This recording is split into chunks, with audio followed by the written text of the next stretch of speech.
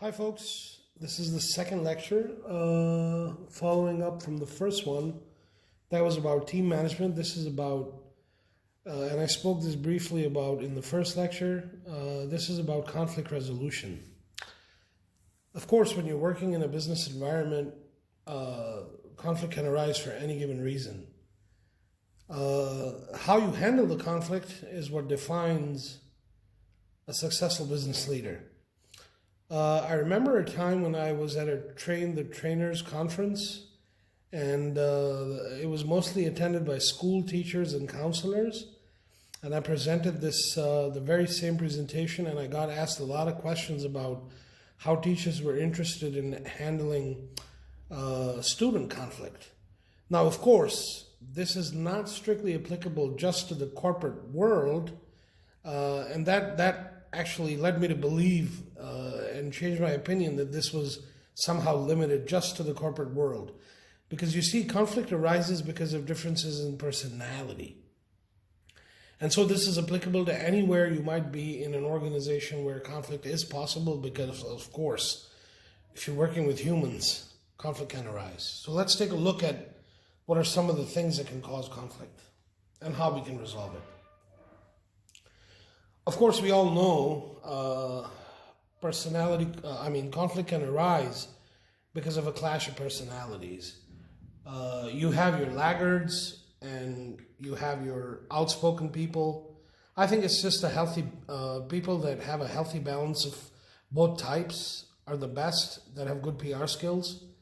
I don't think and this is my opinion because I have taken introductory courses in psychology as well. I don't think that introverts are incapable of socialization altogether. I think that's just an incorrect opinion. You just have to encourage people to come out of their shells, and you can really, encourage them to have develop good PR skills. So, really, personality differences can cause conflict. What are some of the conflict that can arise? The first one that I've listed is very interesting. Conflict can be internal. Nobody ever pays attention to that. Of course, conflict can be between two individuals, a team of individuals, two or more teams within an organization, but it's really important to note here that conflict can be internal within an individual as well. And that's the most dangerous kind of conflict, by the way, I might add. What are some of the causes of conflict? What are some of the things that cause rift between all the people that I mentioned just in the previous slide? If there's a difference in goals, if there's a difference in the interpretation of ideas, if there's a difference in the attitudes that people carry around with them, if there's a conflict between behavior, and most of this conflict can be because of cultural differences as well, that's an important thing to note. What are some of the different kinds of people that can cause conflict? People that are very aggressive, people that are just pushovers, too passive, people that are absent all the time, calling in sick, people that are always prone to making errors or mistakes, people that just have a negative attitude overall, people that just are chatterboxes, just talk too much, people that really look busy and do nothing, people that cannot be trusted with deadlines, and so on and so forth, people that waste too much time in irrelevant activities, and people that are just plain resentful in general, just due to their disposition.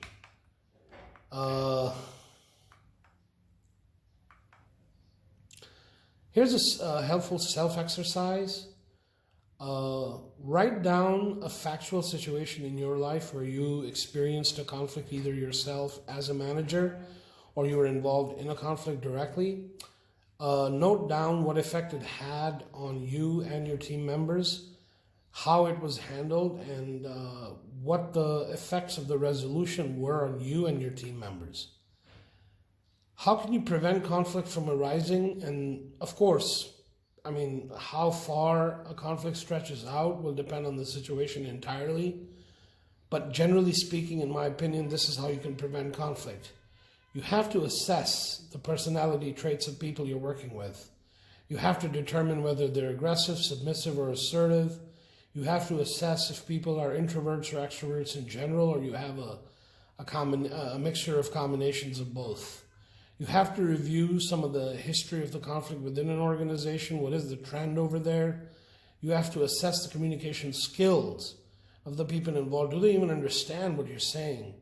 You can read the body language in general. I will do a presentation in the future on non-verbal cues, but body language is a huge giveaway. So get good at reading the body language of the people you work with. Also, realize that communication can be colored by personal experiences, beliefs, and this is so important that I can really double underline this. I mean, fear really, really drives people to get involved in conflict. Try to stay as neutral as you can. Plan the time and place of your conversation. Try to avoid embarrassing people because that'll get them to be defensive and they will act out of entire reflexes. Realize that external stress may also add to confrontational situations. Try and eliminate and reduce external interruptions as much as possible. Also manage the language that you use with people. Try and use as much neutral, politically correct language as possible, as opposed to loaded or misdirected language. Try and reduce technical jargon. Some people may not be skilled at identifying the acronyms and the words you're using. Also allow and make room for the cultural differences that exist among people. Keep in mind that different words just mean different things to different people. Always it helps to ask people to elaborate what they're saying if it's not clear, just for clarity. Here's a method that's interesting. It's called the Wacom Method. Always ask what's bothering you and what's bothering the others. What do you want to ask the other person to do? Are you clear in the definition of what you expect out of the other person? Also check in to see from time to time if you've asked for what can happen. I mean, what you've asked, is it realistic enough? Is it going to cause that internal conflict I spoke about in the second slide? And that's pretty much it. Once again, this was all I could think of in a nutshell. This is Prof.ZAK coming to you with conflict resolution. Coming next is a presentation on word exercises for the GRE exam. Take care, stay blessed, stay safe.